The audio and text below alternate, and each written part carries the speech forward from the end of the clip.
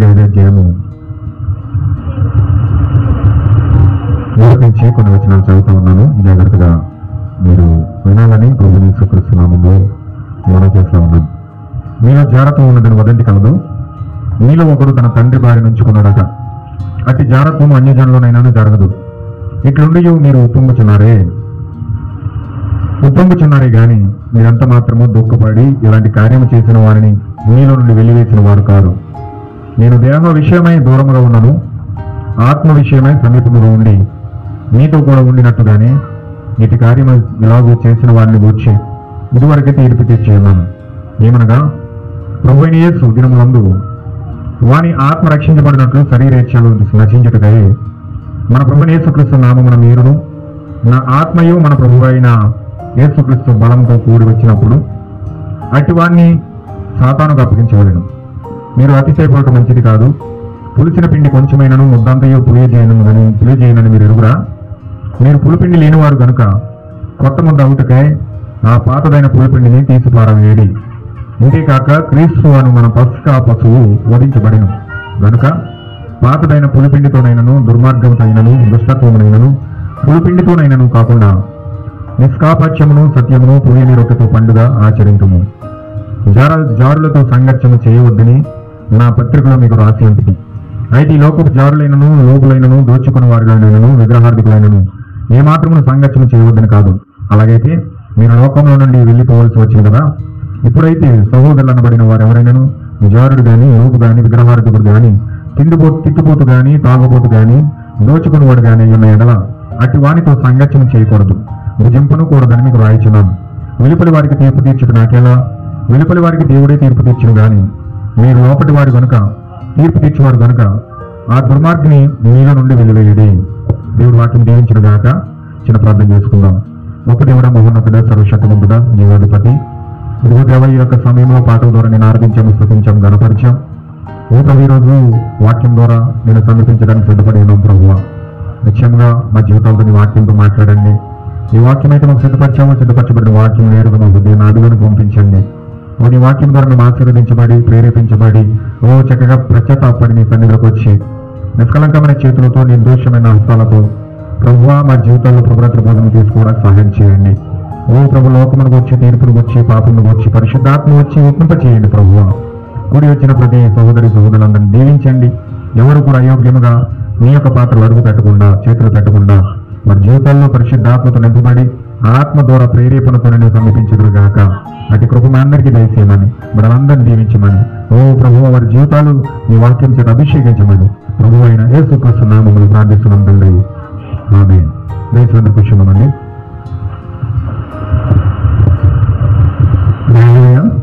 దేవుని మహిమను గాక. కూడా వచ్చిన సహోదరులందరికీ కూడా ప్రభు అయిన యేసుక్రీస్తు నామములో ప్రతి ఒక్కరికి వందనాలు తెలియజేస్తూ ఉన్నాను. అందరికీ వందనాలండి. God bless you all. మీరు చక్కగా ప్రభురాత్రి భోజనం చేసుకోవడానికి మీ హృదయాలు సిద్ధపరచుకొని ఉన్నారు కాబట్టి చక్కగా మనము కొన్ని విషయాలు వాక్యం ద్వారా ప్రేరేపించబడి కొన్ని విషయాలు నేర్చుకొని తర్వాత ప్రభురాత్రి భోజనం చేసుకోవడానికి మనం అందరికి వెళ్దాం. దేవుడు సహాయం కోరుకుందాం. దేవుడి యొక్క సహాయం ద్వారా మనం అందరికి ప్రవేశించాలని మీరందరూ కూడా అయోగ్యముగా అపవిత్రమైన చేతులతో ఎంత మాత్రం కూడా ప్రభురాత్రి భోజనానికి అడుగు పెట్టకుండా ఖచ్చితంగా నిర్దోషమైన చేతులతో పరిశుద్ధమైన చేతులతో మీరు ప్రభురాత్రి భోజనం తీసుకోవాలని, పరిశుద్ధమైన హృదయంతో మీరు ప్రభురాత్రి భోజనం తీసుకోవాలని మీకు మనవి చేస్తా ఉన్నాను. ఖచ్చితంగా ప్రార్థన పూర్వకంగా విశ్వాసంతో మీరు భయముతోను భక్తితోను అందులోకి అడుగు పెట్టమని ప్రభువుని యేసుక్రీస్తు నామములో మనవి చేస్తా ఉన్నాను. హల్లెలూయా. ఈ సమయంలో మనం ఇక్కడ చదువుకున్నాం కొరింథీ పత్రిక 5వ అధ్యాయంలో. ఇక్కడ పౌలు గారు మాట్లాడుతూ ఉన్నాడు, చాలా ఆవేదనతో మాట్లాడుతూ ఉన్నాడు, చాలా బాధతో మాట్లాడుతూ ఉన్నాడు, చాలా ప్రజలను హెచ్చరిక జారీ చేస్తూ ఉన్నాడు, ప్రజలను హెచ్చరిస్తూ ఉన్నాడు. ఎందుకంటే బయట వ్యక్తులను ఎలాగ హెచ్చరించలేము, బయట వ్యక్తులు ఎలాగ సరి చేసుకోరు. వర్తమానం నమ్మని వ్యక్తులు ఈ యొక్క విషయాలను సరి చేసుకోలేరు. వారి హృదయాలను ఏమాత్రం కూడా ప్రభువుకి అప్పగించుకోలేరు. వారి జీవితాల్లో ఏమాత్రము ప్రభువుకి స్థానం ఇవ్వలేరు. పౌలు గారు ఇక్కడ అదే మాట్లాడుతూ ఉన్నాడు. ఇక్కడ 12వ వచనంలో మాట్లాడుతూ ఉన్నాడు ఆయన. 1వ అధ్యాయం కొరింథీ పత్రిక 5వ అధ్యాయం 12వ వచనంలో వెలుపలి వారికి తీర్పు తీర్చుట నాకేలా? వెలుపలి వారికి దేవుడే తీర్పు తీర్చుతాడు అని చెప్తున్నాడు. అంటే వర్తమానంలోనికి రాకుండా ఎవరైతే ఉంటూ ఉన్నారో వర్తమానంలోనికి ఎవరైతే రాకుండా వెలుపల ఉంటా ఉన్నారో వారికి తీర్పు తీర్చేది దేవుడే. హల్లెలూయా. కానీ వర్తమానంలోకి వచ్చిన మనకు దేవుడు ఏ విధంగా తీర్పు తీరుస్తున్నాడంటే మనకు మనమే తీర్పు తీర్చుకోవాలి. హల్లెలూయా. ఈ కాలం యొక్క ప్రవక్త అన్నాడు, మనిషి శుద్ధీకరించబడడానికి 2 మార్గాలు ఉన్నాయి అన్నాడు. మనిషి శుద్ధీకరించబడడానికి 2 మార్గాలు ఉన్నాయి అన్నాడు. ఒక మార్గం ఏమిటంటే మహాశ్రములనే మార్గము. రెండవ మార్గం ఏదంటే వాక్యం ద్వారా మనకు మనమే ఒప్పించబడి పరిశుద్ధాత్మ ద్వారా మనకు మనమే తీర్పు తీర్చుకోవడమే అన్నది. ఆమేన్. హల్లెలూయా. ఒక మార్గమేమో మహాశ్రమల కాలం, ఒక మార్గమేమో వాక్యం ఎప్పుడైతే మనం దర్శిస్తుందో మన పాపములను, మన తప్పులను, మన యొక్క కార్యాలను ఖండిస్తూ ఉందో ఆ ఖండింపు ద్వారా మనము హృదయాల్లో పరిశుద్ధాత్మ ద్వారా నొప్పించబడి ఎప్పుడైతే పాపమును ఒప్పుకోవడానికి ప్రయత్నిస్తామో, పశ్చాత్తాపడడానికి ఇష్టపడుతూ ఉంటామో, దైవ చిత్తానుసారమైన దుఃఖముతో మనము ప్రభువుని సమీపించడానికి ఇష్టపడతామో, మనకు మనమే తీర్పు తీర్చుకోవడానికి ఇష్టపడతామో, మనకు మనమే విమర్శించుకొని సరి చేసుకోవడానికి ఇష్టపడతామో అప్పుడు మనకు తీర్పు ఉండదు. ఆమేన్. హల్లెలూయా. ఖచ్చితంగా వాక్యము వింటున్నప్పుడు, నీ తప్పులు నీకు తెలిసినప్పుడు, నీ పొరపాట్లు నీకు తెలిసినప్పుడు, నీ జీవితంలో ఉన్న లోపాలు నీకు తెలుస్తున్నప్పుడు ఖచ్చితంగా దాన్ని ఒప్పుకోవడానికి ప్రయత్నిస్తే దేవుని యొక్క క్షమాపణ ఇక్కడే నీకు దొరుకుతుంది. లోపలే నువ్వు దాన్ని సరి చేసుకుని దేవుని కృపను పొందుకొని పరిశుద్ధాత్మ పొందుకోవడానికి దేవుడు అవకాశం ఇస్తా ఉన్నాడు. కానీ ఒకవేళ తప్పు తెలిసిన, వాక్యం గద్దిస్తున్నా, వాక్యం దాన్ని బయట పెడుతున్నా, నీవు దాన్ని దాచిపెట్టి ఎంత మాత్రం కూడా ఒప్పుకోకుండా నువ్వు ప్రయత్నిస్తున్నప్పుడు దేవుడు నిన్ను తీసుకెళ్లి మహాశ్రమలు అనే ఆ యొక్క మిషన్లో పడేస్తాడట. మహాశ్రమలు అనే మిషన్లో నేను పడినప్పుడు ఆ మహాశ్రమలు 3.5 సంవత్సరాల పాటు మహాశ్రమలు జరుగుతాయి. 3.5 సంవత్సరాల పాటు మహాశ్రమలు జరుగుతాయి. ఈ 3.5 సంవత్సరాలలో ఆ యొక్క అంత్యక్రీస్తు యొక్క పరిపాలన జరుగుతూ ఉంది. ఆ అంత్యక్రీస్తు భూమిని పరిపాలించబోతా ఉన్నాడు. ఈ యొక్క అంత్యక్రీస్తు భూమిని పరిపాలిస్తూ ఉన్నప్పుడు ఆ యొక్క పరిపాలనలో నిజమైన క్రైస్తవులు, వాక్యాన్ని వెంబడించిన క్రైస్తవులు, సత్యమును తెలుసుకున్న క్రైస్తవులు, ఆ యొక్క బుద్ధి లేని కన్యకలు, వీళ్ళు ఏ విధంగా మారిపోతూ ఉన్నారంటే భయంకరంగా శిక్షించబడుతూ భయంకరంగా కార్యాలలో వారు తీర్పు తీర్చబడడానికి సిద్ధంగా ఉన్నారు. దానికి ఎగ్జాంపుల్ సంఘకాలంలో ప్రవక్త చెప్తా ఉన్నాడు.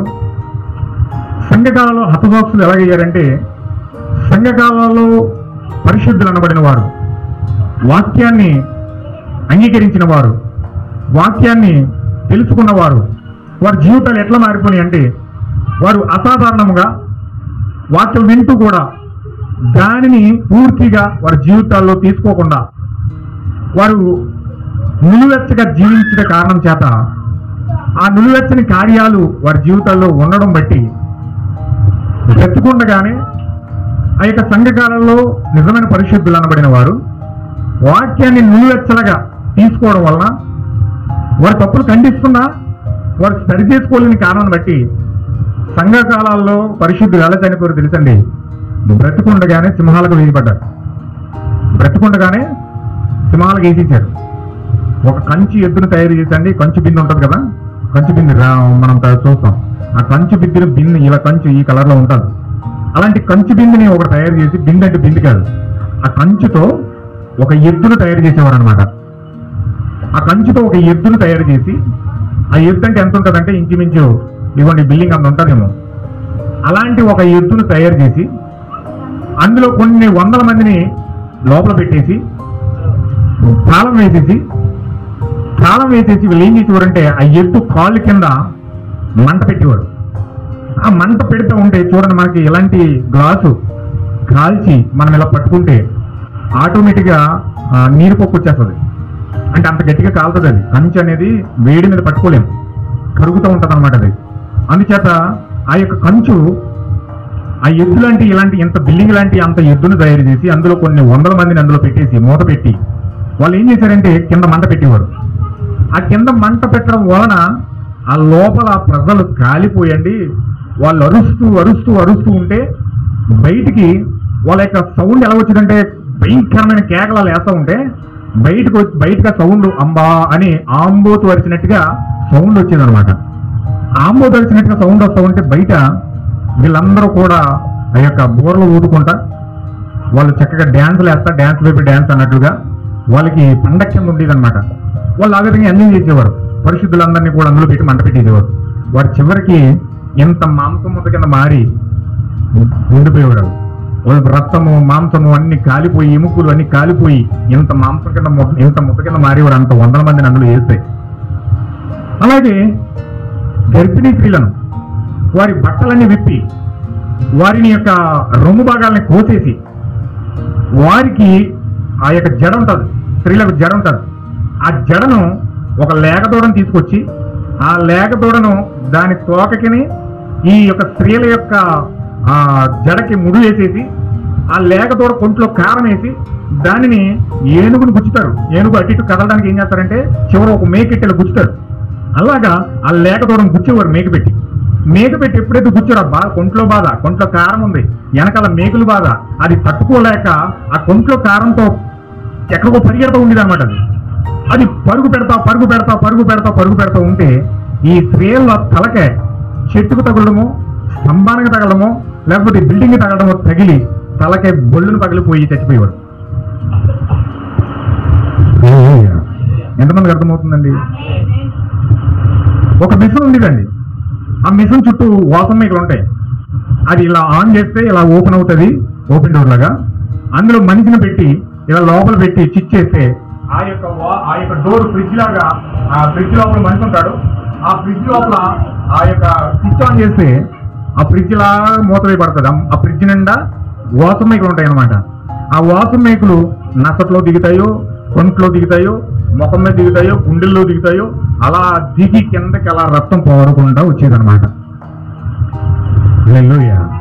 గర్భిణీ స్త్రీలను వాళ్ళ పొట్టలు ఇలాగా కత్తితో చీల్చి ఆ బిడ్డలు బయటకు లాగి ఎగరే బిడ్డలను అలా నరికేసి డ్రైనేజీలో పడేసేవారు. అంటే అంత క్రూరత్వం అనేది సంఘకాలంలో నడిచింది. అంత భయంకరమైన క్రూరత్వం అనేది సంఘకాలం నడిచి మీరు ప్రభుత్వం చెప్పిన సంఘకాలం 7 సంఘకాల బుక్ చదవండి. అందులో మీకు 5వ సంఘకాలం చదివితే ఈ పరిస్థితులన్నీ మీకు అక్కడ కనబడతాయి. ప్రభుత్వం దాన్ని వివరిస్తూ ఉన్నాడు. అంటే పరిశుద్ధులు సంఘకాలాల్లో ఈ విధముగా భయంకరముగా దాన్ని థియోడోలా లాసస్ అంటారు. అంటే అది తీర్పులు అనమాట. అందులో 15 తీర్పులు ఉంటాయి. ఆ యొక్క రోమన్ చక్రవర్తి యొక్క చట్టాలు అనమాట. అవి ఒక క్రైస్తవుడిగా వాళ్ళ చట్టాలను ఎప్పుడైతే మీరుతూ ఉన్నారో ఆ చట్టాలను మీరిన దాన్ని బట్టి ఆ చట్టాలు ఉపయోగించి థియోడాలసిస్ అనే ఒక చట్టాన్ని ఉపయోగించి అందులో 15 సూత్రాలు ఉంటాయి. ఈ 15 సూత్రాలను ఉపయోగించి ఆ యొక్క తీర్పులు వారి మీద తీర్చేవారు. ఎక్కడ తీర్చేవారంటే రోమ్లో కొలాజియం ఉంటుంది. మీకు తెలుసు, నెట్లో కొడితే ప్రపంచ 7 వింతల్లో ఒక 5వ వింతగా కనబడుతుంది కొలాజియం అని. కొలాజియం, దాని పేరు కొలాజియం అంటారు. అది రోమ్లో ఉంటుంది. ఆ యొక్క రోముల కొలాజియంలో ఆ పరిశుద్ధులందరినీ తీసుకెళ్ళి అక్కడ తీర్పు తీర్చేవారు. ఆ కొలాజియంలో కొన్ని ఇంచుమించు కొన్ని లక్షల మంది అక్కడ చనిపోయినట్లుగా, తీర్పులు తీర్చబడి చనిపోయినట్లుగా అక్కడ ప్రూఫ్లు ఉన్నాయి. ఇంకెలా చంపేవారు తెలుసండి? ఒక బలహీనుణ్ణి, ఒక పరిశుద్ధుణ్ణి, ఒక క్రైస్తవుణ్ణి బట్టలని ఇప్పేసి ఒక గోచి ఒకటి పెట్టి వీళ్ళు ఒక సింహాన్నో ఒక పులినో వదిలేసి ఆ సింహంతో పోరాడాలి. ఆకలితో ఉన్న సింహంతో పోరాడాలి. ఆ సింహం అన్న నగ్గాలి, ఇతనన్న నగ్గాలి. జంతువులతో పోటీ చేసేవాడు అనమాట. వాస్తవంగా తెలుసు ఆ జంతువే ఇతను తినేస్తుందని. కానీ ఇతనికి ఏం చెప్పేవాడంటే పోటీ. ఏంటి పోటీ అంటే జంతువుతో, సింహంతోనైనా పోటీ చేయాలి, పులితోనైనా పోటీ చేయాలని చెప్పి ఆకలితో ఉన్న సింహాన్ని కానీ పులిని కానీ వదిలేసేవాడు. ఆ పులిలో సింహాన్ని వదిలేయడం వల్ల వారు వెళ్ళి ఆ దాంతో పోరాడి బలహీనులు కదండి వీళ్ళు. ఆ యొక్క బలహీనత చేత దాంతో పోరాడలేక చివరికి వీళ్ళందరినీ కూడా పీసులుగా చేసేసి తినేసి సింహం. అంటే ఎప్పుడైతే వాక్యము వస్తా ఉన్నప్పుడు వాక్యాన్ని నమ్ముతున్నారు వీళ్ళు. ప్రార్థనకు వెళ్తున్నారు, వీళ్ళు ప్రార్థన చేస్తున్నారు, వాక్యం చదువుతున్నారు, దేవుడు అంటే ఏంటో అర్థమవుతుంది, దేవుడు అంటే ఏంటో వీళ్ళు తెలుస్తుంది. ఆదివారం ఆరాధనకి వెళ్ళి ఆరాధనలో పాల్గొంపులు పొందుకుంటూ ఉన్నారు, చర్చికి వెళ్తూ ఉన్నారు, ప్రభురాత్రి భోజనం తీసుకుంటూ ఉన్నారు. కానీ వారి జీవితాలు చివరకు వచ్చేసరికి వారు నిలువెచ్చని జీవితాలు జీవించడం వలన వారి వారి జీవితాలు బట్టి సంఘ కాలాలలో ఆ విధమైన తీర్పులు ఆ విధంగా తీర్చబడ్డారు వాళ్ళు. హల్లెలూయా. ఈ కాలం యొక్క ప్రవర్తన అన్నాడండి విలియం బ్రన్హం గారు అన్నారు, రాబోయే 3.5 సంవత్సరాల కాలంలో జరగబోయే హింసాత్మకమైన కార్యాలకు ఇది ఒక ఛాయ అన్నాడు. ఏమా? హల్లెలూయా. ఏమన్నా అర్థమవుతుందా? రాబోయే 3.5 సంవత్సరాల కాలంలో అంత్యక్రీస్తు ఆ పెట్టే శ్రమల కాలంలో 3.5 సంవత్సరాల కాలంలో జరిగే హింసాత్మకమైన కార్యాలకు ఒక ఛాయే ఈ యొక్క 3.5 సంవత్సరాల్లో జరిగే కార్యాలకు ఒక ఛాయగా సంఘకాలంలో జరిగింది. హల్లెలూయా. ఏమన్నా మీరు ఒక్కసారి ఆలోచించండి, సంఘకాలంలో ఒక ఛాయలోనే ఇంత భయంకరమైన వైలెన్స్ అక్కడ జరిగితే, ఇంత క్రూరాత్మకమైన కార్యాలు అక్కడ జరిగితే, ఇంత క్రూరాత్మకమైన కార్యాలు అక్కడ జరిగితే, ఇంత భయంకరమైన కార్యాలు అక్కడ జరిగితే, మరి సంఘకాలాలలోనే అంత భయంకరంగా వైలెన్స్ అనేది ఏర్పడితే, మరి ఇప్పుడు నిజ స్వరూపంలో 3.5 సంవత్సరాల కాలంలో దానికంటే 100 రెట్లు ఎక్కువగా జరుగుతుందని ప్రభువు చెప్పాడు. హల్లెలూయా. అయితే ఇలాంటి పరిస్థితుల్లో వాస్తవం తెలిసిన దేవుని పిల్లలు, వాక్యము తెలిసిన దేవుని పిల్లలు, పరిశుద్ధాత్మను కూర్చొని తెలుసుకునే దేవుని పిల్లలు ఎప్పుడైతే వాక్యమును బట్టి నడవకుండా వాక్యము చెప్తున్నప్పుడు, పాపమును బయలుపరుస్తున్నప్పుడు ఖచ్చితంగా ఆ వారి యొక్క పాపములను ఒప్పుకొనకుండా అదే పాపమును గనక వారు కంటిన్యూ చేస్తే పరిస్థితులు చాలా తారుమారైపోతాయని దేవుని యొక్క ప్రవక్త మాట్లాడుతూ ఉన్నాడు. హల్లెలూయా. ఖచ్చితంగా వెలుపలి వారికి బయటి వారికి దేవుడు తీర్పు తీరుస్తాడు. కానీ వర్తమానంలోకి వచ్చిన మీరందరూ కూడా మీకు మీరుగానే తీర్పు తీర్చుకోవాల్సిన అవసరం ఉంది. అందుకే పౌలు గారు అన్నాడు కొరింథీ పత్రికలో, తన్ను తాను విమర్శించుకొనిన వాడు తీర్పు పొందకపోవును అన్నాడు. హల్లెలూయా. ఒకసారి చదువుతారన్నమాట. 2వ కొరింథీ పత్రిక 11వ అధ్యాయము, మొదటి కొరింథీ పత్రిక 11వ అధ్యాయము 28వ వచనం చదవండి. కాబట్టి ప్రతి మనుషుడు తన్ను తాను పరీక్షించుకొనవలెను. ఏమంటున్నాడు ఇక్కడ? ప్రతి మనిషి తన్ను తాను పరీక్షించుకొనవలెను. అంటే మీ జీవితాలలో, మీ హృదయాలలో ఎంతవరకు వాక్యం పట్ల విధేయతగా ఉన్నారు, ఎంతవరకు వాక్యం పట్ల నమ్మకంగా ఉన్నారు, ఎంతవరకు ప్రార్థన పట్ల విశ్వాసంతో ఉన్నారు, వాక్యాన్ని ఎంతవరకు విశ్వాసంతో నమ్ముతున్నారు, ప్రార్థన జీవితం మీ జీవితాల్లో ఎట్లా ఉన్నది, వాక్యాన్ని ఏ విధంగా మీరు నమ్మి దాన్ని వెంబడిస్తా ఉన్నారు, ఇవన్నీ కూడా తిరిగి జన్మించారా లేదా, పరిశుద్ధాత్మ పొందుకున్నారా లేదా, శుద్ధీకరించబడ్డారా లేదా, ఈ విషయాలన్నీ కూడా ప్రతి వారు కూడా తన్ను తాను పరీక్షించుకొనవలెను. హల్లెలూయా. అలాగూ చేసి చదవండి.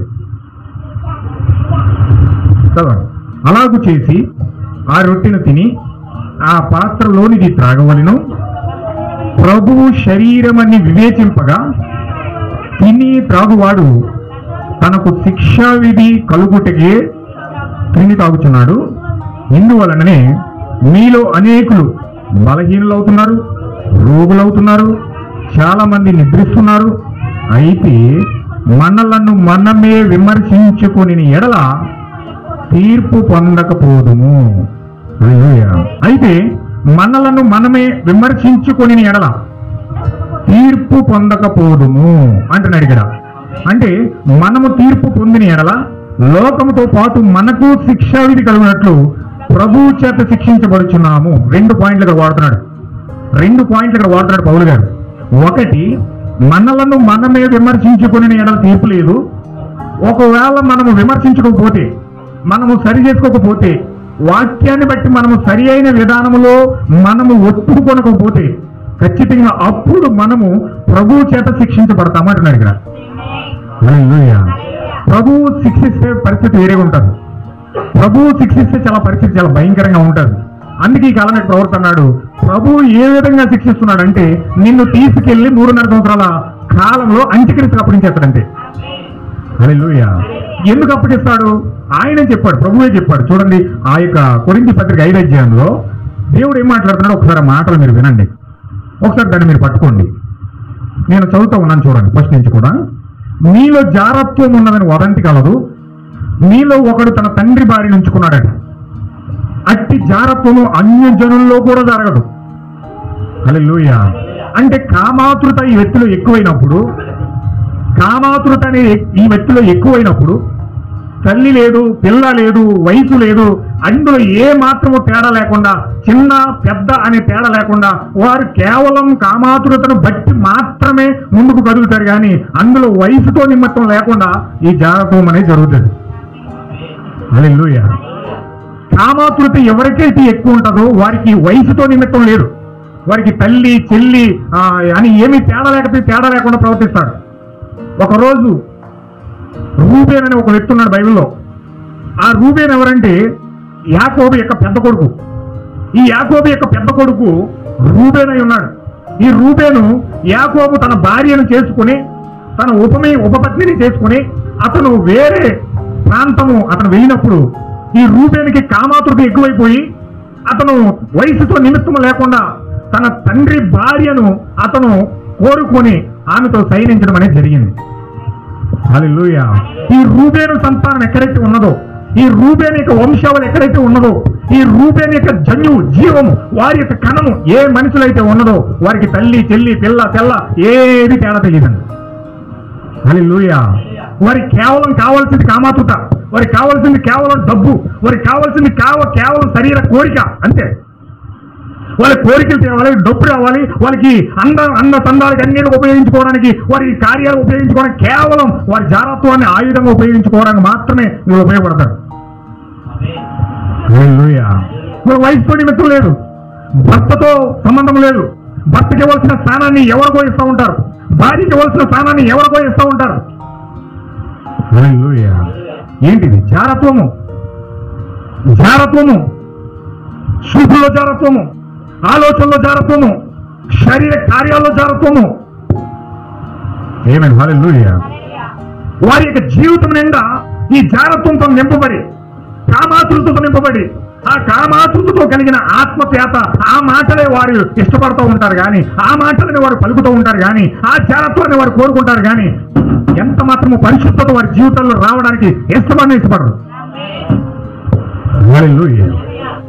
జారత్వం. తండ్రి వారి నుంచుకున్న రూబేను ఈరోజు ఆ వంశావళి ప్రపంచం మీద ఉన్నది. ఈరోజు ఆ జన్యువు ప్రపంచం మీద ఉన్నది. ప్రతి మనిషిలో జన్యువులు పరిగెడుతూ ఉన్నాయి. ఎవరికి ఇవ్వాల్సిన స్థానాన్ని వారికి ఎవరు మానేసి వారి యొక్క కావలసిన వ్యక్తులకి వారి శరీరాన్ని అప్పగించుకుంటూ జారత్వాలు జరిగిస్తూ ఉన్నారు. ఎంత భయంకరమైన విషయం అంటే ఇలాంటిది అన్యజనుల్లో కూడా ఇది జరగదని చెప్పి పౌలు గారు అంటూ ఉన్నాడు.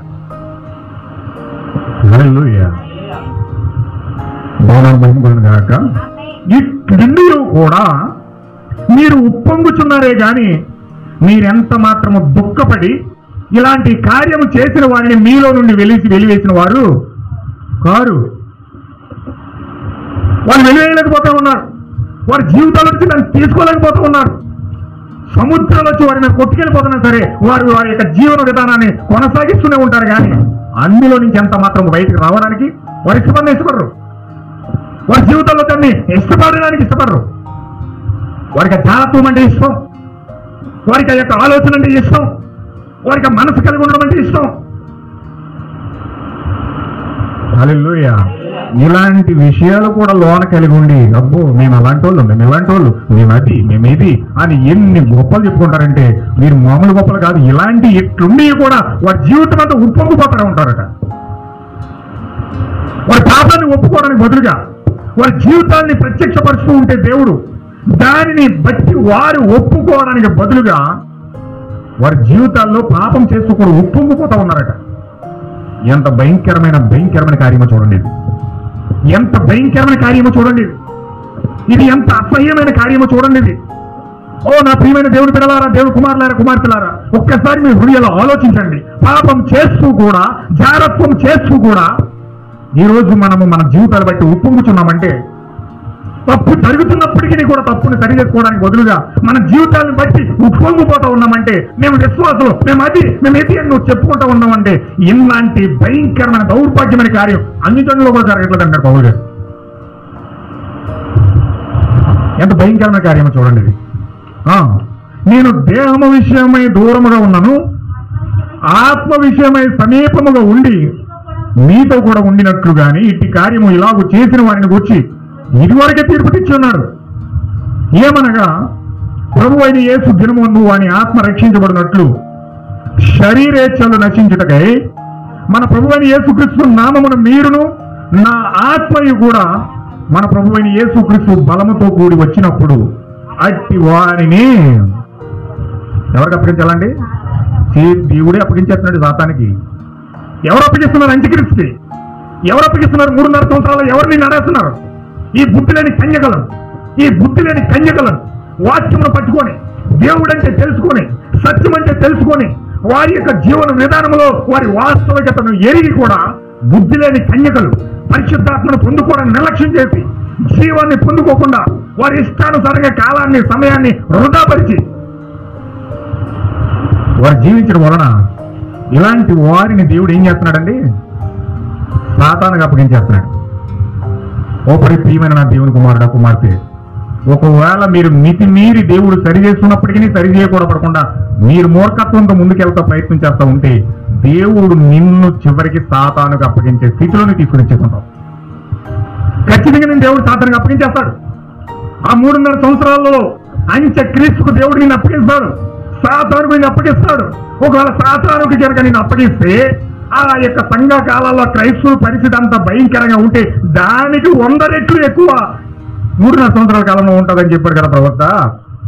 మరి అప్పుడు నీ పరిస్థితి ఏంటి? అప్పుడు నీ సంగతి ఏమిటి?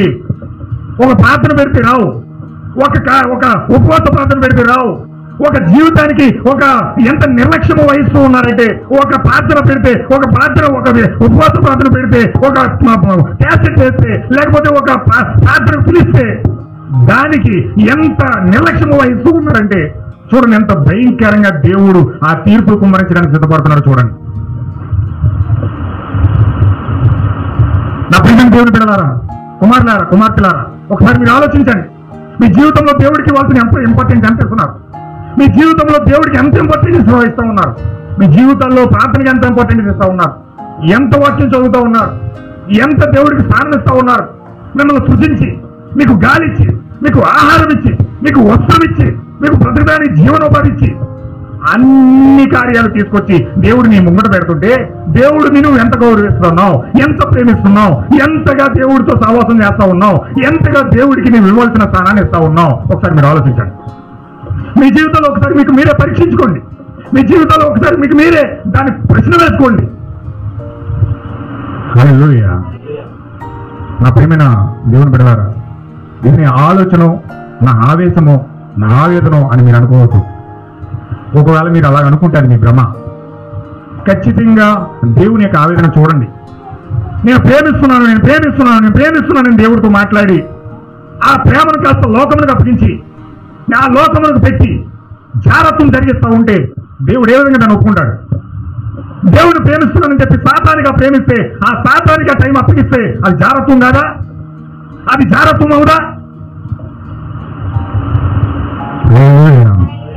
ఏంటి జారత్వం? దేవుణ్ణి ప్రేమిస్తున్నాడని చెప్పి సాతానుతో సహవాసం చేస్తే జారత్వం కాదా? భర్తను పెళ్లి చేసుకుని భర్తతో సహవాసం చేయడానికి బదులుగా భర్తను పక్కన పెట్టి నీ యొక్క జీవితాన్ని ఎవరికో ఎరగా వేస్తూ ఉంటే, నీ శరీరాన్ని అమ్ముకుంటూ ఉంటే అది జారత్వం కాదా? ప్రార్థించమని దేవుడు చెప్తూ ఉంటే నీ జీవితంలో ఎంత పర్సెంటేజ్ ప్రార్థన ఉంటుంది? రోజుకి ఎంత వాక్యము నువ్వు రోజుకి దేవుడు వాక్యంతో సహవాసం చేస్తా ఉన్నావు? ఎంత వాక్యము దేవుడు నీతో మాట్లాడుతూ ఉన్నాడు?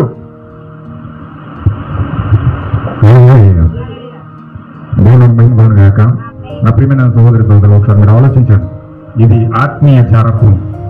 దేవుణ్ణి ప్రేమిస్తున్నానని చెప్పి మనం లోకంతో సహవాసం చేస్తే, లోకానికి సమయం ఇస్తే, లోకంతో మనం సహవాసం చేస్తే అది మనకు జారత్వం అవుతుంది. ఖచ్చితంగా మనము ఆలోచించండి ఒకసారి. మీ హృదయాల్లో మిమ్మల్ని మీరు పరీక్షించుకోండి. ఇట్లిండి కూడా మీరు ఒప్పుకొచ్చున్నారే, మీరెంత మాత్రము దుఃఖపడి ఇలాంటి కార్యం చేసిన వాడిని మీలో నుండి వెలివేసిన వారు కాదు. ఖచ్చితంగా మనం వెలివేయాలి. దేనిని వెలివేయాలి? మన జీవితాల్లో దేవుని యొక్క సంకల్పానికి ఏది అడ్డొచ్చినా దాన్ని వెలివేయాలి. దేవునికి ఇంపార్టెన్స్ ఇచ్చినప్పుడు మన జీవితాల్లో ఏది అడ్డొస్తుందో దాన్ని ఖచ్చితంగా వెలివేయాలి. ఒకవేళ అలా వెలివేయకపోతే దేవుడు నిన్ను సాతానుకు అప్పగించే పరిస్థితులు ఏర్పడతాయని దేవుడితో మాట్లాడుతూ ఉన్నాడు. హల్లెలూయా. ఎంతమందికి అర్థమవుతున్న మాట? అందరూ ఆమె చెప్పడం ఇష్టపడుతున్నారా? చెప్పే వాక్యాన్ని ఇష్టపడుతున్నారండి? ఆమేన్. హల్లెలూయా. నేను ప్రేమ చేతనే మాట్లాడుతూ ఉన్నాను. ఖచ్చితంగా దేవుని ప్రేమను బట్టి నేను మాట్లాడుతూ ఉన్నాను. దేవుడు నన్ను ప్రేమిస్తున్నాడు కనుక దేవుడే దిగి వచ్చి మీతో మాట్లాడుతూ ఉన్నాడు. దేవుని మాటగా తీసుకుంటే ఖచ్చితంగా మీరు దీవించబడతారు. హల్లెలూయా. చూడండి, 6వ వచనం చదువుతూ ఉన్నాను. మీరు అతిశయపడటం మంచిది కాదు.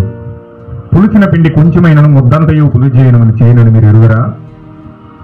ఒకవేళ యేసుక్రీస్తు మాట్లాడతారు మత్తయి సువార్తలో ఏమనంటే, ధర్మశాస్త్రం అంతా పాటించి అందులో ఒకటి తప్పిపోయినా సరే ధర్మశాస్త్రం అంతా తప్పిపోయినట్టే అన్నాడు.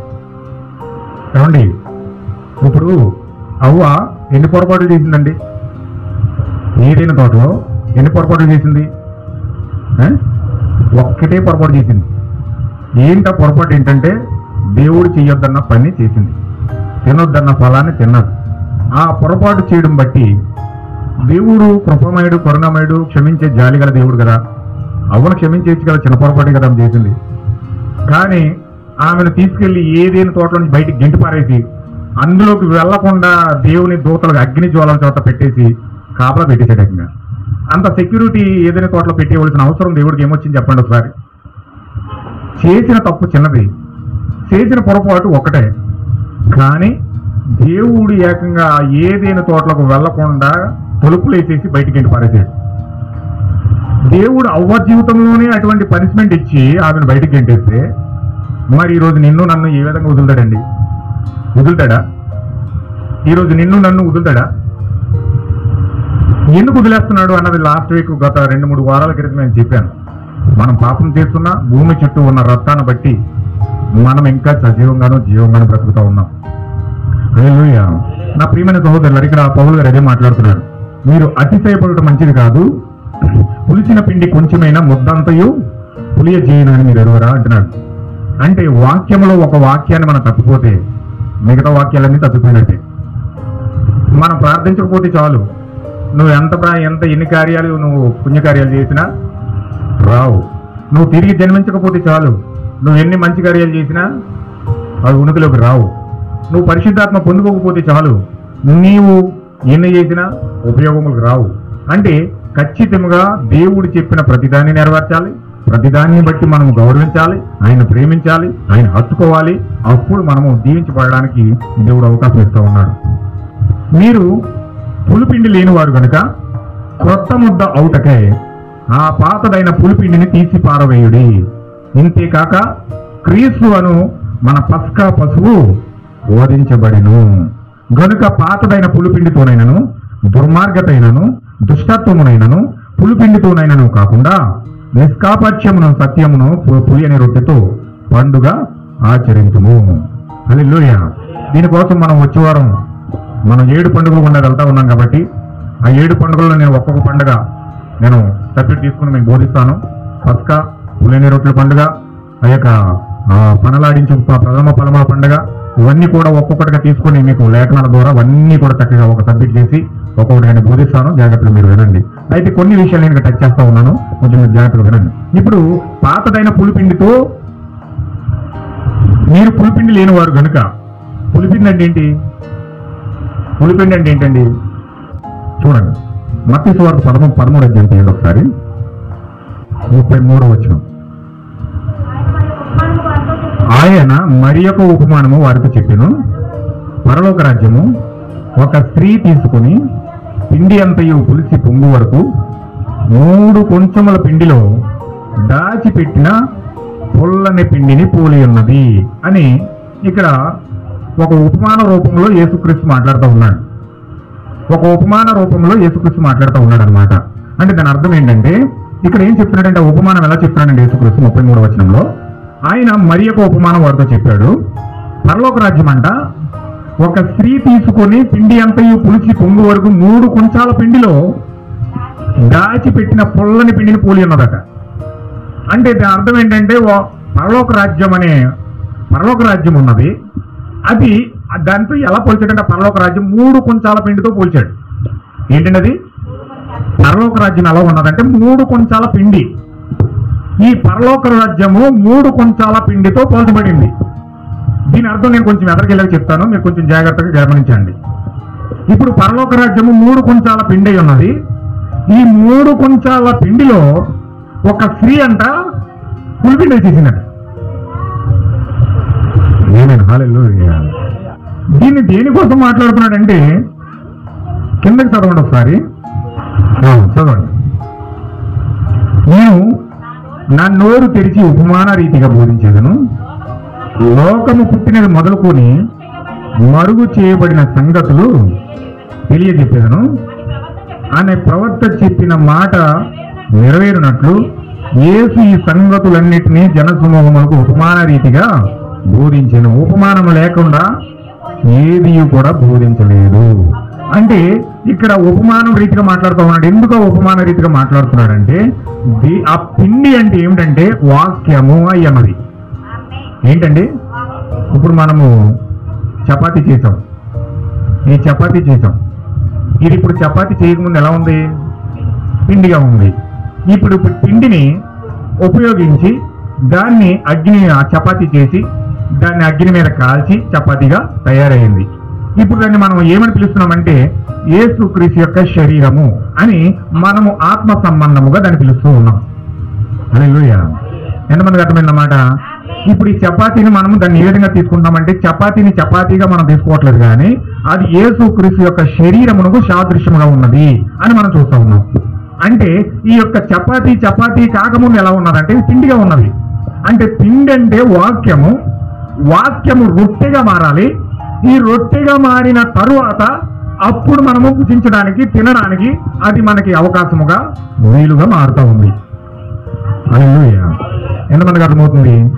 పిండి అంటే ఏంటంటే ఇప్పుడు వాక్యం అంటే ఈ 3 కొంచాల పిండి అంటే ఏంటంటే దేవుడు 3 రకాల కార్యాలు, 3 రకాల భావాలు, 3 పరిమాణాలతో కూడిన వాక్యము దేవుడు క్రైస్తవులకు ఇచ్చాడు.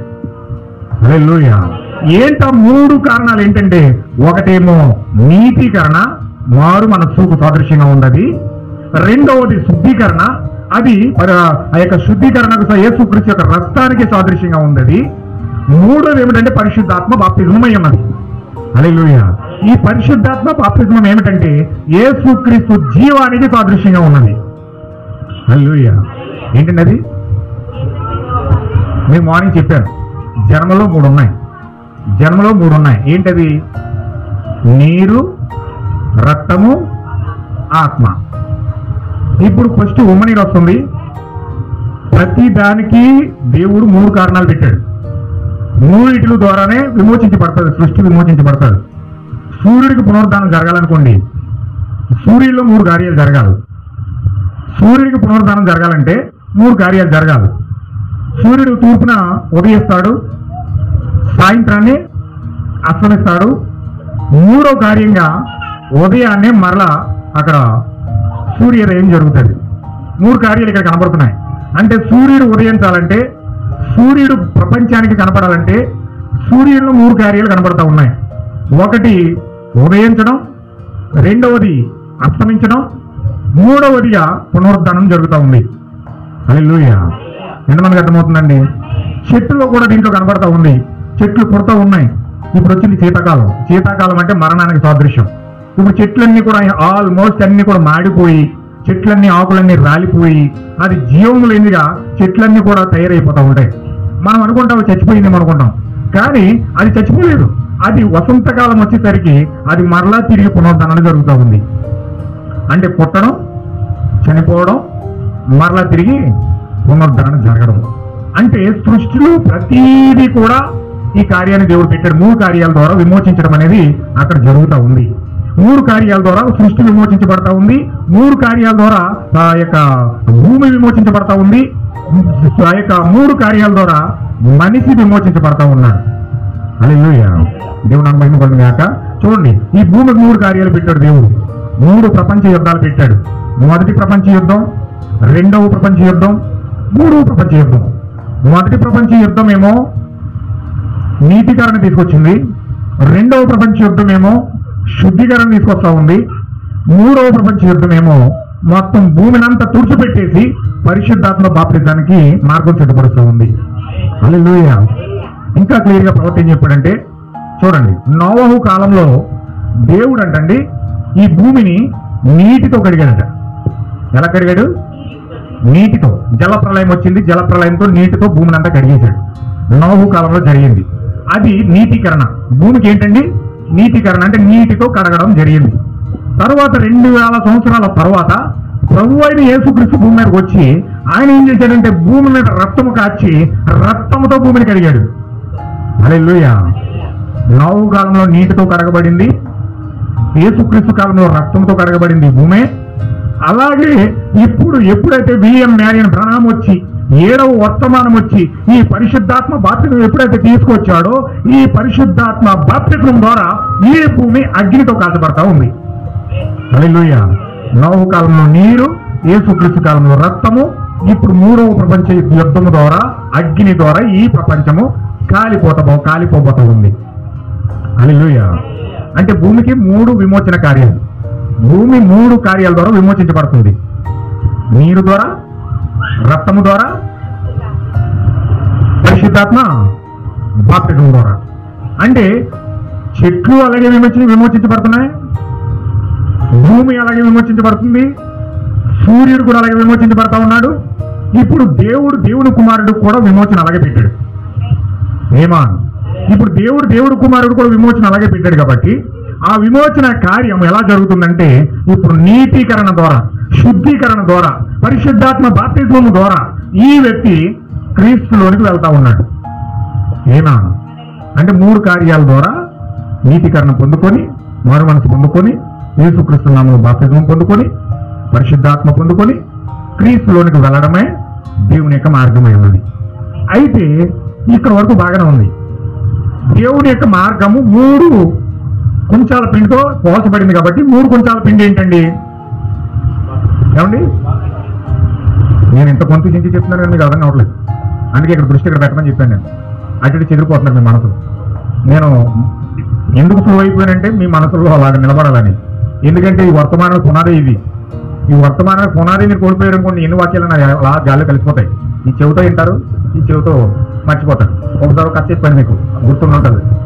ఒక వ్యక్తి అంటే 3 బొమ్మలు పెట్టాడట. 3 బొమ్మలు పెట్టి అమ్ముకుంటాడట. 3 బొమ్మలు పెట్టి అమ్ముకుంటుంటే ఆ 3 బొమ్మలు ఒకటే, ఇదేమో 50 రూపాయలు, ఇదేమో 100 రూపాయలు, ఇదేమో 150 రూపాయలు అన్నాడట. ఒకడు వచ్చి అన్నాడంట, ఇదేంటి 3 బొమ్మలు సమానంగానే ఉన్నాయి కదా, నువ్వేమో ఇదేమో 50, ఇదేమో 100, ఇదేమో 150 ఎందుకు చెప్తున్నావు, అలా రేట్లు ఎందుకు తేడా చెప్తున్నావు అన్నాడట. రేట్లు ఎందుకు తేడా చెప్తున్నాను, నేను తేడా చూపిస్తాను చూడని చెప్పి ఒక ఏనకర పట్టరమన్నాడట. ఏనకర పట్టరమంటే ఒక ఓస పట్టరమంటే ఓస పట్టుకొచ్చాడట. ఆ ఓస పట్టుకొస్తే ఈ వ్యక్తి మొదటి బొమ్మలు 50 రూపాయలు చెప్పిన బొమ్మలో ఓస ఎట్టాడు. ఈ ఓస ఎట్టేటప్పటికి ఎలా ఉండదు, ఈ చెవిలో నుంచి చెవిలోకి వచ్చేసింది. తర్వాత ఓస 2వ బొమ్మలు 100 రూపాయలు చెప్పిన బొమ్మలు ఎట్టాడు. ఆ బొమ్మలో పెడితే ఆ బొమ్మలోని ఈ చెవిలో పెడితే చెవిలో నుంచి ఇలా నోట్లోకి వచ్చేసింది. ఇలా నోట్లోకి వచ్చేసిన తర్వాత 3వ బొమ్మలో పెట్టాడు. 3వ బొమ్మలో పెడితే ఆ యొక్క 150 రూపాయలు చెప్పిన బొమ్మలో పెడితే ఆ యొక్క ఆ ఊత ఇలా చెవిలో పెట్టింది కనపడలే. అది ఎక్కడికి వెళ్ళిందో లోపలికి వెళ్ళిపోయింది, పొట్టలోకి వెళ్ళిపోయింది. దీన్ని బట్టి నీకు ఏం అర్థమైంది అన్నాడు. నేను రేట్ ఎందుకు తేడా చెప్పి నీకు అర్థమైంది అన్నాడు. నాకు చాలా బాగా అర్థమైంది అన్నాడు. ఏంటి అర్థమైంది అన్నాడు. దీని భావం ఏంటంటే ఈ 50 రూపాయల బొమ్మ ఈ చెవితో ఏంటది, చెవితో వదిలిపెట్టేస్తుంది. ఏ మాత్రము కూడా దాన్ని పట్టించుకోదు. ఇలాగన్నది ఇలాగైపోతుంది అంతే. అసలు ఒక్క విషయం కూడా గుర్తుండదు. తర్వాత 2 రోజుల తర్వాత 3 రోజుల తర్వాత ఏం చెప్పారంటే ఏమో ఏదో చెప్పారనుకుంటారు అంతే. తర్వాత రెండో బొమ్మలో పెడితే అది ఈ చెవిలో పెడితే ఇలా నోట్లో నుంచి వచ్చేసింది. అంటే ఈ వ్యక్తి ఏం చేస్తాడంటే వాక్యం విన్నవాడు ఈ నోటంటే మాటలు ఎవరికో వెళ్ళి పాస్టర్ గారు ఇలా చెప్పారు, అలా చెప్పారు, ఇలా చెప్పారు, అలా చెప్పారు అని చెప్పేస్తారు తప్ప వీళ్ళు హృదయంలోకి మాత్రం దాన్ని తీసుకోరు. చాలా అద్భుతంగా చెప్తారు, పాస్టర్ గారు చెప్పిన విషయాలన్నీ చెప్పేస్తారు కానీ వాళ్ళ హృదయంలోకి మాత్రం వెళ్ళరు. మూడో బొమ్మ దగ్గరికి వచ్చాడు. 3 బొమ్మలోకి ఏంటంటే ఇది చెవిలో పెడితే హృదయంలోకి వెళ్ళింది. అంటే ఈ యొక్క విన్న వాక్యాన్ని ఈ యొక్క బొమ్మ ఏం చేస్తున్నా లోపల తీసుకుంటా ఉంది. అంటే దీని యొక్క నీతి ఏంటంటే ఖచ్చితంగా 3వ బొమ్మ ఎందుకు రేటు పలుకుతుందంటే అది విన్న విషయాలను లోపల తీసుకుంటుంది. హల్లెలూయా. మీరు ఏ బొమ్మలో ఉన్నారు ఏమండి? 150 రూపాయల బొమ్మలో ఉంటే మరి నేను చెప్పింది రకం చెప్తారు మళ్ళీ. అందుచేతగా ఖచ్చితంగా మీరు చాలా జాగ్రత్తగా మీరు గమనించాలని ప్రభువైన యేసుక్రీస్తును మనం చేస్తాం. చూడండి, ఇప్పుడు 3 కుంచాల పిండి ఏంటంటే నీతీకరణ, శుద్ధీకరణ, పరిశుద్ధాత్మ బాప్తిజము. నీతీకరణ నీరుకి సాదృశ్యంగా ఉంది, శుద్ధీకరణ రక్తానికి సాదృశ్యంగా ఉంది, పరిశుద్ధాత్మ బాప్తిజము యేసుక్రీస్తు యొక్క జీవానికి సాదృశ్యంగా ఉంది. వింటున్నారండి? వింటున్నారా? నీరు మారు మనసు సాదృశ్యం, రక్తము యేసుక్రీస్తు రక్తానికి సాదృశ్యం, పరిశుద్ధాత్మ బాప్తిజమేమో యేసుక్రీస్తు జీవానికి సాదృశ్యం. అంటే 3 కుంచాల పిండి ఏంటంటే మారు మనసు, యేసుక్రీస్తు రక్తంతో కడగబడడం, పరిశుద్ధాత్మతో నింపబడ్డం. 3 కుంచాల పిండి ఏంటండి? చెప్పాలి, మీరు అందరూ కూడా చెప్పాలి. నాకు నేను చెప్పకపోతే నేను రాత్రి అంతా చెప్పేస్తాను, మరి ఎలా గుర్తు పెడతాను. హల్లెలూయా. 3 కుంచాల పిండి ఏంటండి? మారు మనసు, యేసుక్రీస్తు యొక్క రక్తం చేత కడగబడడం, పరిశుద్ధాత్మ చేత నింపబడ్డం. ఎప్పుడైతే పరిశుద్ధాత్మ చేత నింపబడ్డామో యేసుక్రీస్తు యొక్క సన్నిధిలోకి మనం వెళ్తా ఉన్నాం. ఇది దేవుని యొక్క మార్గం. కానీ ఇక్కడ విచిత్రం ఏంటంటే ఇక్కడ ఏం చెప్పాడంటే యేసుక్రీస్తు 33వ వచనంలో ఒక స్త్రీ ఇది తీసుకొని పిండంతయు పొంగు వరకు 3 కుంచాల పిండిలో పొల్లటి పిండి కలిపేసిందంట. ఏ పిండి అండి? పొల్లటి పిండి అంటే ఏంటి? యేసుక్రీస్తు యొక్క నిజమైన బోధలో నీతీకరణ, శుద్ధీకరణ, పరిశుద్ధాత్మ అనగా మారు మనసు, యేసుక్రీస్తు యొక్క రక్తం చేత కడగబడడం, పరిశుద్ధాత్మ చేత నింపబడ్డమని, పరిశుద్ధాత్మ చేత నింపబడ్డమని దేవుని యొక్క బోధలో ఈ యొక్క స్త్రీ, ఎవరు ఈ స్త్రీ? సంఘము. ఏ సంఘము? అబద్ధ సంఘము, రోమన్ క్యాథలిక్ సంఘము. ఈ సంఘం ఏం చేసిందంటే పులిపిండి వేసేసింది. హల్లెలూయా. ఈ స్త్రీ ఎవరంటే రోమన్ క్యాథలిక్ సంఘం. ఈ స్త్రీ ఏం చేసిన పులిపిండి వేసేసింది. ఏ పులిపిండి? మారు మనసు, పాపక్షమాపణ నిమిత్తం యేసుక్రీస్తు బాప్తిజమము, పరిశుద్ధాత్మ చేత నింపబడమని దేవుడు ఏర్పాటు చేసిన మార్గం ఎక్కడ ఉంటే వీడేం చేశాడంటే సాతానుడు అబద్ధ సంఘం ద్వారా తండ్రి యొక్కయు, కుమారుని యొక్కయు, పరిశుద్ధాత్మ యొక్కయు అనే బాప్తిజాన్ని, త్రిత్వాన్ని అనే త్రిత్వం అనే పులిపిండిని అందులో కల్పించింది. అంటే ఈ పులిపిండి ఏంటి? అబద్ధ బోధ.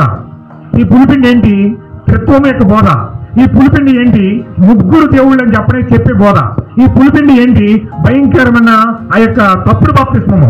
ఈ అన్ని ఆచారాలు, సిద్ధాంతాలు, కల్పన కథలన్నీ కూడా ఈ పులిపిండి అంతయు కూడా రోమన్ క్యాథలిక్ సంఘం ఏం చేసిందంటే ఇందులో కల్పించింది. హల్లెలూయా. ఇప్పుడు యేసుక్రీస్తు ఏం చెప్తున్నాడు? నేను చివరకు వచ్చాను. కొరింథీ పత్రిక 5వ అధ్యాయంలో ఏం చెప్తున్నాడు యేసుక్రీస్తు? 7వ వచనంలో మీరు పులిపిండి లేనివారు కనుక క్రొత్త ముద్ద అవుటకై, క్రొత్తగా జన్మించుటకై ఆ పాతదైన పులిపిండిని ఏమన్నాడండి? అదనమాట. అంటే ఈ పాతదైన పులిపిండిని, లోకం యొక్క కార్యాలను, సాతాను యొక్క బోధను, సాతాను యొక్క తత్వాన్ని, సాతాను యొక్క ఆచారాన్ని, సాతాను యొక్క సిద్ధాంతాలని, ఏమైనా హల్లెలూయా, సాతాను యొక్క రకరకాల తారతమ్యాలతో కూడిన లోకం యొక్క జారత్వము, పాపము, లోపము, అబద్ధములు, మోసాలు, కల్పన కథలు అన్నీ కూడా ఏమంటున్నాడు? ఈయన తీసి పారేయమంటున్నాడు. హల్లెలూయా. మీరు ఎప్పుడైతే ఇవన్నీ తీసి పారేస్తారో అప్పుడు క్రీస్తు అను మన పస్కా పశువు వధించబడిన గనుక మీ జీవితంలో పాతదైన పులిపిండినైనను, దుర్మార్గతదైనను, దుష్టత్వమైనను, పులిపిండితోనైనను కాకుండా మీరేం చేయాలి? నిష్కాపట్యమును సత్యమును పులియని రొట్టెతో పండగ ఆచరిద్దుము. ఏది పులియని రొట్టె? పులియని రొట్టె అంటే ఏంటండి? కలిపి చెరపని వాక్యం. పులియని రొట్టె ఏంటండి? అంటే వాక్యముతో మానవ ఆలోచనలు కలపని వాక్యం. ఈ గడియ ఒక వాక్యం, ప్రవక్త యొక్క వాక్యము. ప్రవక్త యొక్క వాక్యముతో పులిపిండిని కలపకూడదు. ఏ పులిపిండి? డినామినేషన్ యొక్క బోధ కలపకూడదు, డినామినేషన్ యొక్క తత్వపు బోధ కలపకూడదు, డినామినేషన్ యొక్క ఆచారాలు కలపకూడదు, డినామినేషన్ యొక్క సాంప్రదాయాలు కలపకూడదు, డినామినేషన్ యొక్క జాగ్రత్తలు కలపకూడదు, డినామినేషన్ యొక్క పాపము లోపత్వము ఏమీ కూడా వాక్యముతో కలపకూడా ఉండాలి. హల్లెలూయా. అంటే లోకముతో సంగత్యమైనను, ఇక్కడ ఏం చెప్తున్నాడు చూడండి, జారులతో నేను సంగతం చేయొద్దని ఈ పత్రికలో మీకు రాసి ఉంటిని. అయితే ఈ లోక జారులతో నేను, లోపులతో నేను, దోచుకున్న వారితో విగ్రహార్థులతో నేను ఏ మాత్రం సంగతం చేయవద్దని కాదు. కానీ అలాగైతే మీరు లోకం నుండి వెళ్ళిపోవచ్చును కదా. ఇప్పుడైతే సహోదరులు అనబడిన వాడు ఎవడైనను జారుడు గాని, లోపి గాని, విగ్రహార్థకుడు గాని, తిట్టుబోతు గాని, తిట్టుబోతు నోరిపితే బూట్లే వస్తాయి, మాట్లాడితే చండాలమైన మాటలన్నీ వస్తాయి, ఒక్క మంచి మాట రాదండి. నోరిపితే అసహ్యమైన మాటలు, లైంగిక సంబంధమైన మాటలు, పాపంతో కూడిన మాటలు, అసలు భయంకరమైన లక్షలతో కూడిన మాటలన్నీ మాట్లాడుతూ ఉంటారు. తిట్టుబోతులు, బూతులు, రకరకాల మాటలు మాట్లాడుతూ ఉంటారు. రకరకాల కార్యాలు వాళ్ళ నోటిలో నుంచి వస్తూ ఉంటాయి. హల్లెలూయా. తిట్టుబోతు గాని, త్రాగుబోతు గాని, దోచుకొని వాడుతూ గాని అయ్యున్న ఎడల అట్టి వాడితో ఏమంటాడండి? సహవాసం చేయొద్దు అన్నాడు. ఇలాంటి వారితో మీరు సహవాసం చేస్తే దుష్ట సాంగత్యము మంచి నడవడిని చెడుపు చేస్తారు, పాడు చేస్తారు. ఏమన్నాడు? దుష్టుడు ఆలోచన చెప్పునన్నాడు, ఒక పాపుల మార్గమును నిలవక, అపహాసులు కూర్చుండ చోటున కూర్చుండక అని ఎందుకు చెప్పుకున్నాడంటే, ఈ కాలం ప్రవర్తన్నాడు 6 నెలలు ఒక దుష్టుడితో సహవాసం చేస్తే ఒక మంచోడు వీడు కూడా దుష్టుడైపోతాడు. 6 నెలలు ఒక తాగుబోతుడితో సహవాసం చేసేయడం కొన్ని వ్యక్తి వీడు కూడా తాగుబోతుడు అయిపోతాడు. సిగరెట్లు కాల్చుకున్న వ్యక్తి వీడు కూడా 6 నెలల లోపల ఆటోమేటిక్ సిగరెట్లు తాగేస్తాడు. బూతులు తడుతున్నాడు అనుకున్న వ్యక్తి ఆటోమేటిక్ 6 నెలలు తిరగకుండా నీ వ్యక్తి కూడా బూతులు మాట్లాడేస్తాడు. హల్లెలూయా. ఒక వ్యక్తి వేశ్య సంగతి వేశ్యగా మారిపోయింది అనుకోండి, ఆమె పరాయి పురుషులకు అలవాటు అయిపోయింది అనుకోండి, ఆమెతో ఒక వ్యక్తి సహవాసం చేస్తుంది అనుకోండి, ఈమెను కూడా ఆమె ఏం చేస్తాడంటే మెల్లగా ఆ యొక్క ముగ్గులో దింపేస్తుంది. హల్లెలూయా. ఎందుకంటే ఈమె ఎలాగా పాపం చేస్తుంది, ఈమె ఎలాగా కార్యాలు చేస్తా ఉంది. ఈమె ఏం చేస్తుందంటే నేను ఎలాగా కార్యాలు చేస్తాను, నేను ఎలాగా పాపం అయిపోయాను, దీన్ని కూడా పరిశుద్ధంగా ఉంచకూడదని చెప్పి ఆ చేసి ఆమెను కూడా మెల్లగా ముగ్గులో దింపేస్తుంది. అంటే ఖచ్చితంగా ఇక్కడ దేవుడు ఏం చెప్తున్నాడంటే జారుడితో, జారత్వం చేసేవాడితో సహవాసం చేస్తున్నాడు. లోబితో, తిరిగి వాడు లోబి అంటే ఎవరు? లోబి ఎవరు? పిసినారి. పిసినారితో సహవాసం చేయొద్దన్నాడు. ఆ పిసినారి ఎలా ఉంటాడంటే కనీసం అది చాలా భయంకరమైన మాట, అది మనం మాట్లాడలేము. పిసినారితో సహవాసం చేయొద్దని చెప్పాడు దేవుడు. అంటే నువ్వు పిసినారిగా ఉంటున్నావు అంటే నీతో సహవాసం చేయొద్దని దేవుడు వెంటనే చెప్పాడు. హల్లెలూయా. పిసినారితనంతో ఉండకూడదు. ఉన్నారా? ఖచ్చితంగా దేవుడి దృష్టిలో మీరు దేవుడే సహవాసం చేయడు మీతో. ఆయన చెప్తున్నాడంటే మీరు సహవాసం చేయొద్దని చెప్పాడు అనుకోండి, మరి ఆయన చేస్తాడా? ఆయన కూడా రాని దగ్గరికి, ఏదో పెద్ద పిసినారు కాబట్టి.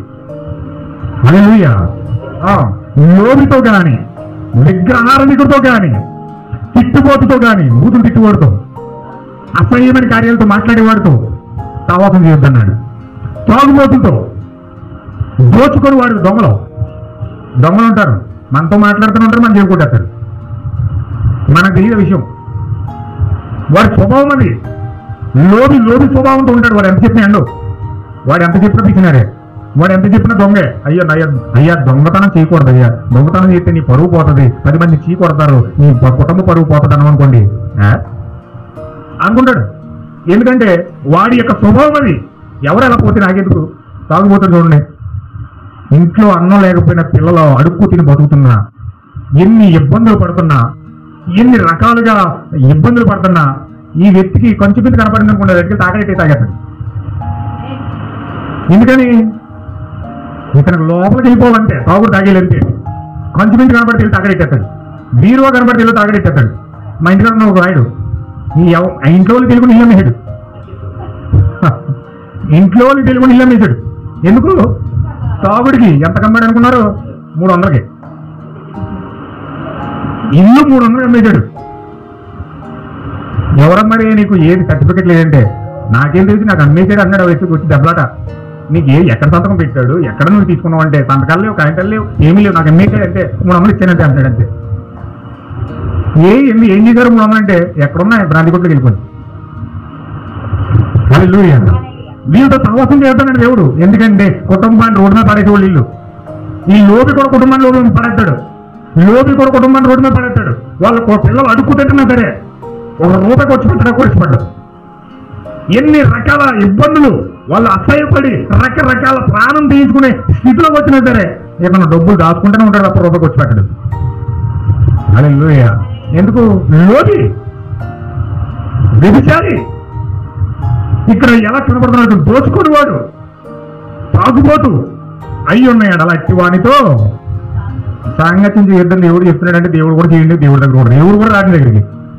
హల్లెలూయా. అటువంటి సాంగత్యం చేయకూడదు, భుజించకూడదని మీకు రాయిస్తున్నాను. అంటే వాడితో భోజనం కూడా చేయకూడదట.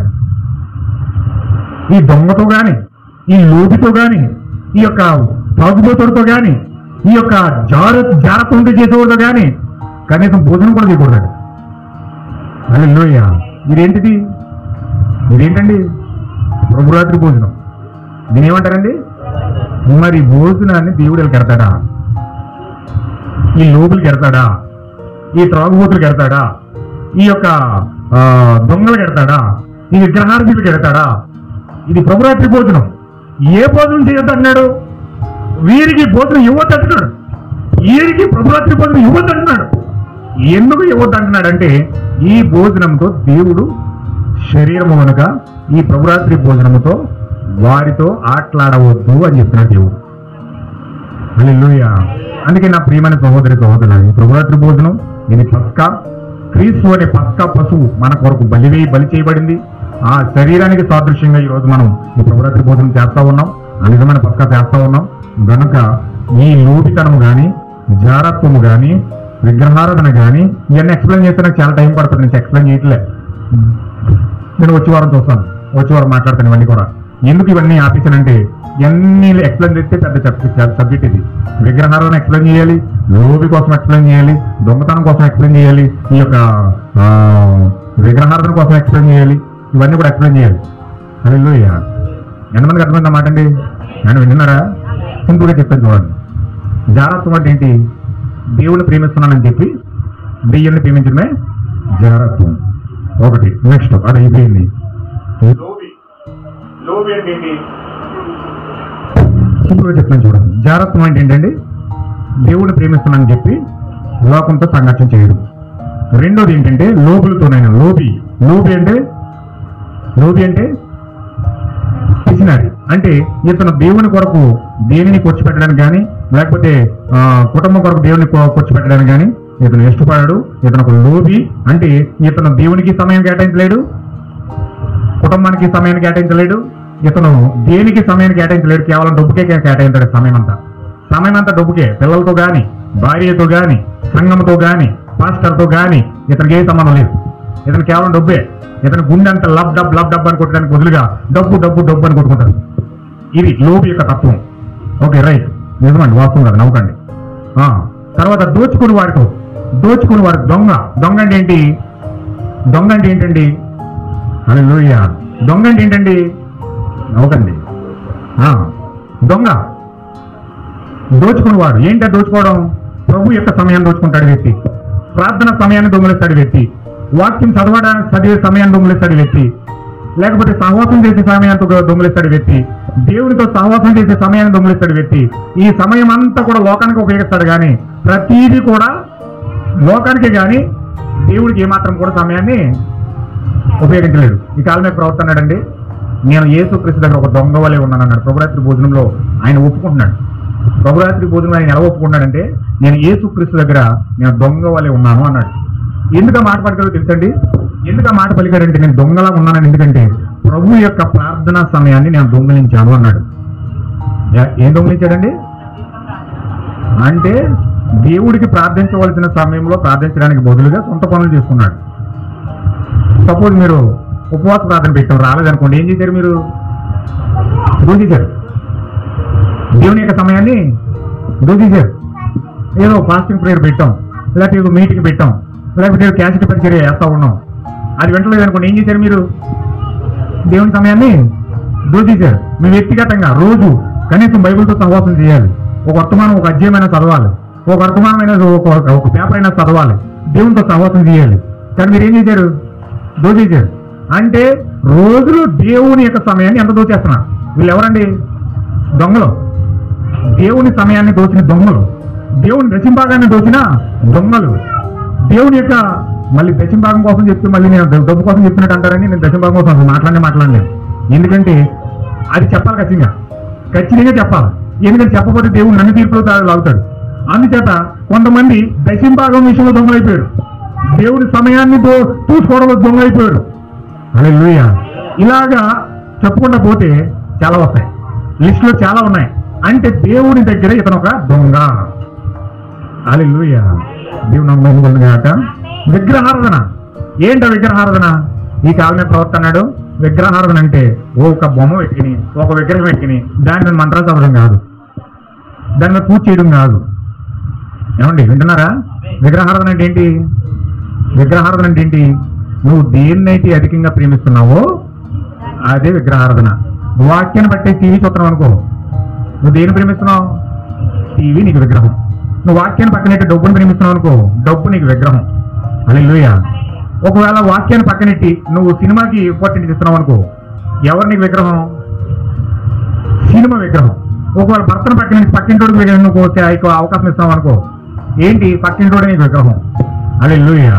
అంటే ఇవన్నీ కూడా నువ్వు దేనినైతే అధికంగా ప్రేమిస్తున్నావు అదే విగ్రహం. ఎవరు విగ్రహారం చేస్తున్నారు ఇప్పుడు? విగ్రహారకులు అంటే ఎవరు? వాళ్ళు కదండి, వాళ్ళకి చూడకండి, వాళ్ళు అసలు విగ్రహారకులే కాదు, వాళ్ళకి తెలియదు. విగ్రహారం చేసే వాళ్ళు ఎవరు? క్రైస్తవులే. బైబిల్కి వచ్చి వాక్యంలోకి వచ్చి ఆయా చర్చికి వచ్చి వీళ్ళు అన్ని రకాల వాటిని ప్రేమిస్తారు కదా, దేవుని మాత్రం ప్రేమించలేదు. ఇది విగ్రహారాధన. నెక్స్ట్, విగ్రహారాధనతోనైనాను సాంగత్యం చెయ్యొద్దు, భోజనం చేయొద్దు అన్నాడు. ఇప్పుడు మీరు విగ్రహారాధన చేస్తున్నారా? దొంగగా మారారా? దేవుని దశంభాగాన్ని దోచుకున్నారా? లేకపోతే సమయాన్ని దోచుకున్నారా? లేకపోతే లోపిగా ఉన్నారా? దేవుని యొక్క సన్నిధిలో జారత్వం చేస్తా ఉన్నారా? దేవుని ప్రేమిస్తున్నారని చెప్పి దెయ్యాన్ని ప్రేమిస్తున్నారా?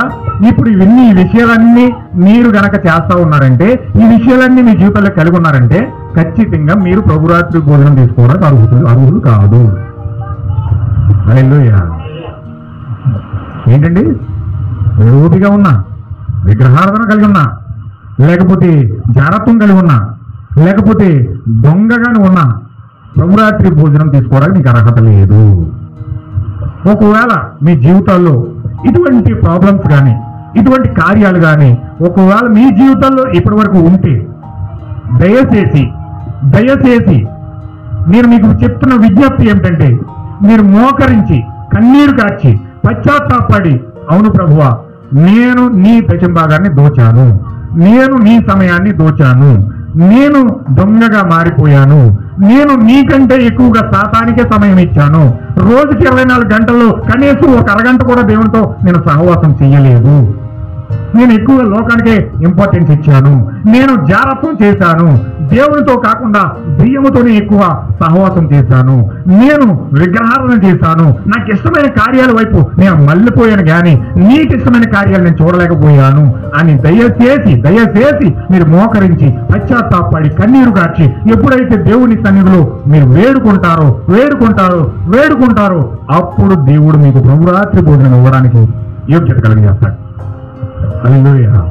ఆమేన్ చెప్తారు అందరూ కూడా? ఈ విషయానికి ఆమేన్ చెప్తారు లేదా? ఆమేన్. ఖచ్చితంగా మీరు పశ్చాత్తాపడండి. దేవుడు ఒకవేళ ఎటువంటి కార్యాలలోనైనా మీరు ఏ విధంలోనైనా తప్పిపోతే, ఒకవేళ సాతానుతో మీరు సాంగత్యం చేస్తే, జాగ్రత్త మీ జీవితంలో ఉంటే, విగ్రహారాధన మీ జీవితంలో, విగ్రహారాధన విగ్రహారాధన కాదని మనకి ఇష్టమైన కార్యాల వైపు మోగుపోవడం, ఒకవేళ విగ్రహారాధన మీ జీవితంలో ఉంటే, లేకపోతే దొంగతనం, దేవుని సమయాన్ని దోచిన దొంగగా నువ్వు ఉంటే, ఖచ్చితంగా జాగ్రత్త నేను ఉంటే, లోబిగా నువ్వు ఉంటే, దయచేసి ఒక్కసారి మోకరించి పశ్చాత్తాపడి కన్నీరు కార్చండి. దేవుడు ఖచ్చితంగా ప్రభురాత్రి భోజనం ఇది తీసుకోవడానికి దేవుడు మనకు అర్హత మనం ప్రార్థన చేద్దాం, బ్రతిమాలదాం, దేవుడి సహాయం కోరుకుందాం.